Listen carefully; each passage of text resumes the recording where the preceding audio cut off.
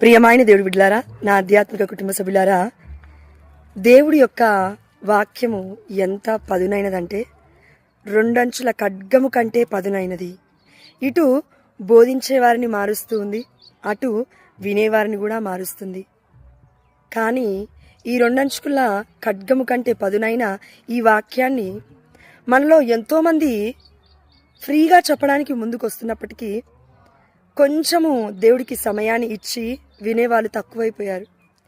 డబ్బులు ఇచ్చి కొనుక్కోవడానికి చాలా ఇంట్రెస్ట్ చూపిస్తున్నారు, కానీ ఎక్కడెక్కడికో వెళ్ళడానికి వాక్యం దొరుకుతుందని ఆన్లైన్లో మరి ఫ్రీగా ఎంతోమంది బిడ్డలు వాక్యాన్ని అందిస్తున్నప్పటికీ మనము వినలేకపోతున్నాం.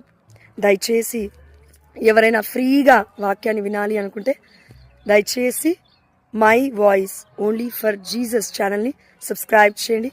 అదేవిధంగా ఈ ఛానల్ని షేర్ చేయండి. ఎందుకంటే నేను అప్కమింగ్ వీడియోస్లో కాంటాక్ట్ నెంబర్ కూడా ఇవ్వబోతూ ఉన్నాను. దాని ద్వారా ఎంతోమంది బిడ్డలకు ఆదరణగా మారాలని. డబ్బులు ఇచ్చేవారిని మ్యాక్సిమము మీరు నమ్మకండి.